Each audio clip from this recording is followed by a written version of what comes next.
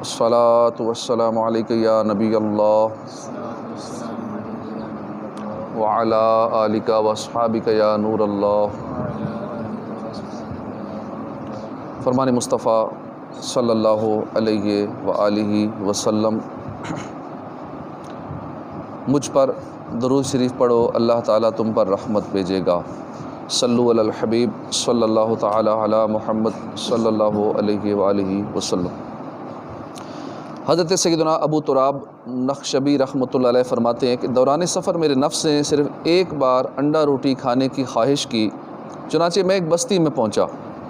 وہاں ایک شخص یکا یک مجھ سے چمٹ گیا اور چیخ چیخ کر کہنے لگا، یہ بھی چوروں کے ساتھ تھا۔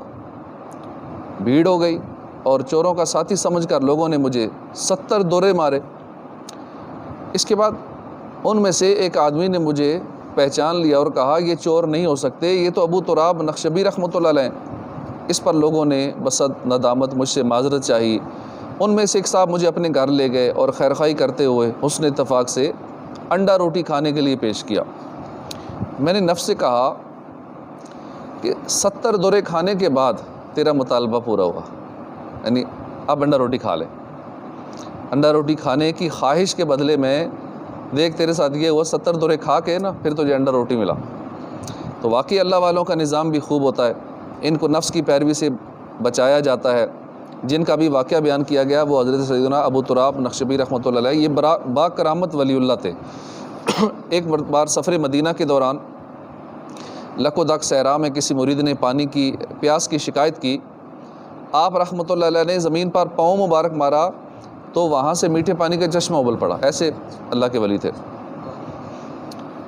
تو یہ دیکھ کر دوسرے مریدوں نے عرض کی کہ میں تو پیالے میں پیوں گا، آپ نے زمین پر ہاتھ مارا تو ایک سفید پیالہ نمودار ہو گیا۔ اس واقعے کے راوی حضرت شیخ ابو العباس رحمۃ اللہ علیہ فرماتے ہیں کہ وہ سفید پیالہ مکہ مکرمہ تک ہمارے ساتھ رہا۔ اللہ عز و جل کی ان پر رحمت و ان کے صدقے ہماری مغفرت ہوگا سیراب سر کوثر و تسنیم وہی جس کے ہاتھوں میں مدینے کا پیالہ ہوگا۔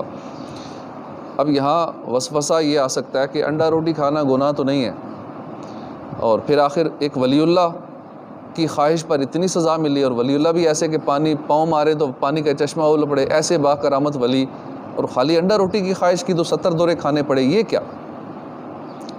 تو اس وسوسے کا علاج یہ ہے کہ اہل اللہ کی اس طرح تربیت بھی ہوتی ہے اور آزمائش بھی ہوتی ہے، اور ایسے ان کے درجات بلند ہوتے ہیں ان آزمائشوں سے۔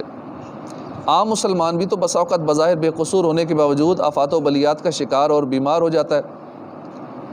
بعض اوقات ایک عام بندہ، اس پہ ایسے مقدمات آئے جو کام اس نے کیے نہیں ہوتے، اس کو جیل ہو جاتی ہے، کتنے ماہ جیل میں رہ کے آتے ہیں، سزا بھوگتے ہیں، وہاں مارے بھی کھاتے ہیں، کوڑے کھاتے ہیں، لتر کھاتے ہیں، لیکن قصور نہیں ہوتا، اور جیلوں میں جائیں تو وہاں ایک اچھی خاصی تعداد ہوگی جو بے گناہ ہوتے ہیں۔ تو یہ آزمائش کے لیے بھی ہوتا ہے، درجات کی بلندی کے لیے بھی ہوتا ہے، گناہ معاف ہونے کا ذریعہ بھی ہوتا ہے، کوئی بھی مصیبت آتی ہے۔ انبیاء اور صحابہ اور شہداء کربلا پر بھی تو امتحان آئے۔ خود ہمارے میٹھے میٹھے آقا مدینے والے مصطفیٰ صلی اللہ علیہ وسلم کو بھی کفار ناہنجار نے طرح طرح سے ستایا۔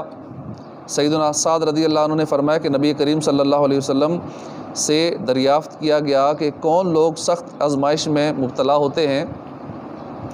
حضور صلی اللہ علیہ وسلم نے فرمایا کہ سب سے پہلے انبیاء کرام، یعنی سب سے زیادہ مصیبتیں، پریشانیاں، مصائب یہ انبیاء کرام پر آئے ہیں، پھر ان کے بعد جو افضل ہے، پھر ان کے بعد جو افضل ہے، یعنی حسب مراتب، جیسے جیسے مرتبے ہیں، مرتبوں کے مطابق مصیبتیں، آزمائشیں، پریشانیاں آتی ہیں۔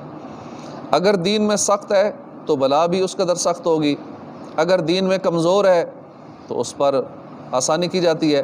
تو یہی سلسلہ ہمیشہ رہتا ہے، یہاں تک کہ زمین پر وہ یوں چلتا ہے کہ اس پر کوئی گناہ نہیں رہتا۔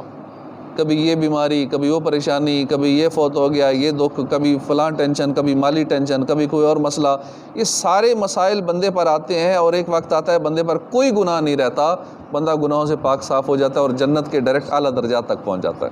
تو بہرحال یہ سب اللہ کی مشیت ہے۔ نیک بندے صبر کر کے اجر کے خزانے سمیٹتے ہوئے زبان حال سے کہتے ہیں کہ جے سونا میرے دکھ وچ راضی تے میں سکھ نو چلے پاواں۔ میرا محبوب جب کہ میرے دکھی ہونے پر خوش ہے، تو پھر میں سکھ چین کو بہاڑ میں جھونکتا ہوں، چولہے میں جھونکتا ہوں۔ تو پریشانیوں اور بیماریوں پر خوش رہیے۔ اور اس ضمن میں ایک ایمان افروز حکایت سنیے۔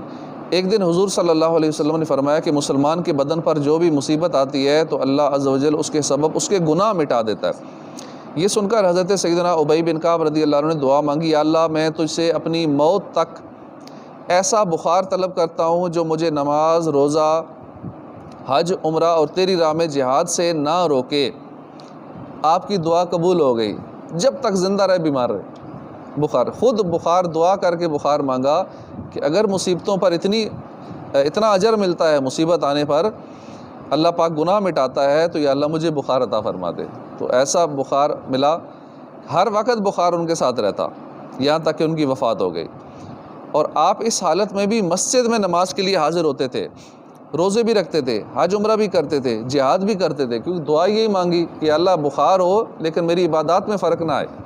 تو بخار بھی رہا اور عبادات بھی پوری ہوتی رہیں۔ تو بخار کی فضیلت کے بھی کیا نہ کہنے۔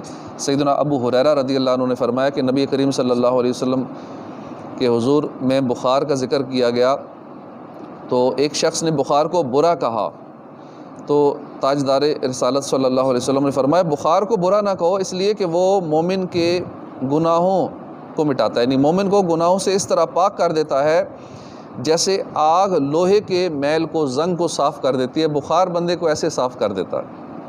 پھونک دے جو میرے خوشیوں کے چمن کو آقا، چاک دل چاک جگر سوزش سینہ دے دو۔ آمین بجاہ نبی الامین صلی اللہ علیہ وسلم۔ الحمدللہ۔